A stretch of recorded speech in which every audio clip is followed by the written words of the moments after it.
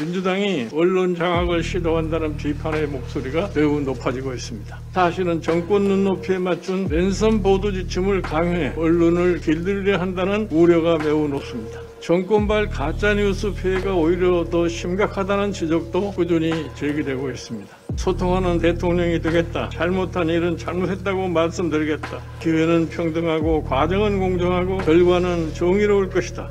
대통령의 이런 말을 지금 들어보면 가짜 뉴스가 아니라고 생각하는 국민이 과연 얼마나 될지 매우 궁금합니다.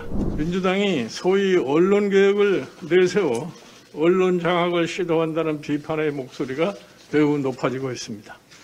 인터넷상 가짜 뉴스 규제를 추정하나 사실은 정권 눈높이에 맞춘 랜선 보도 지침을 강요해 언론을 길들이려 한다는 우려가 매우 높습니다. 정권발 가짜뉴스 피해가 오히려 더 심각하다는 지적도 꾸준히 제기되고 있습니다. 먼저 문재인 대통령 취임사는 소위 가짜뉴스 성지순례 코스가 된 지 오래입니다. 시대의 가짜뉴스라는 격양된 비판까지 나올 정도입니다.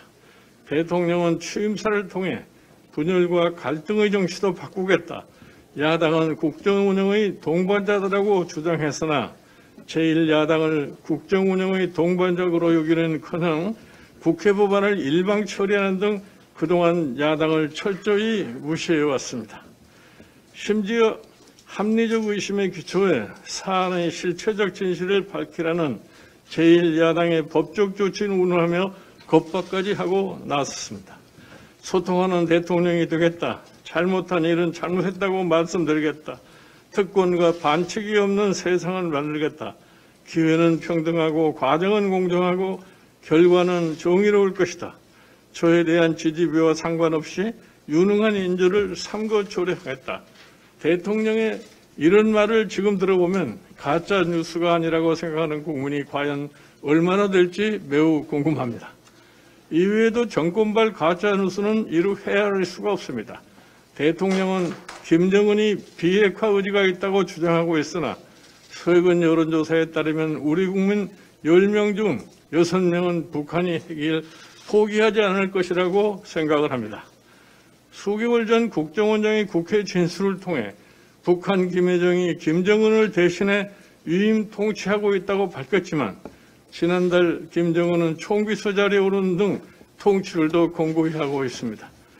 작년 마스크 대란 당시 정부 여당은 굳이 다 마스크를 쓸 필요가 없다. 방역 마스크가 아닌 면 마스크만 써도 충분하다고 주장하는 등 국민 건강과 생명이 달린 문제에도 가짜 뉴스를 퍼뜨린 바 있습니다.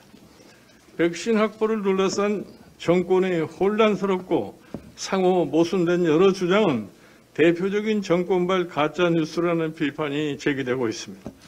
대통령의 말 한마디에 원전 경제성 조작을 일사불란하게 진행하고 북한 원전 추진 의혹이 불거지자 여당 인사들은 하루 만에 들통날 가짜 뉴스를 생산해 SNS 등을 통해 유통하며 국민들을 현혹해왔습니다.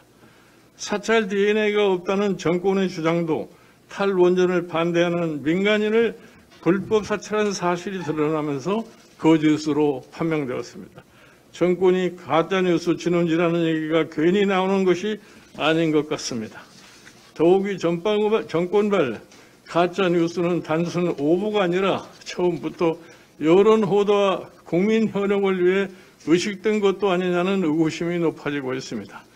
우리 정치사를 보면 정권이 언론에 재갈을 물리려 한 시도는 모두 실패로 끝났습니다. 최근 정권 교체 지수가 꾸준히 높아지는 것도 이런 맥락이라고 봅니다. 민주당은 장금의 언론 장악 시도를 당장 그만두기를 엄중히 경고합니다.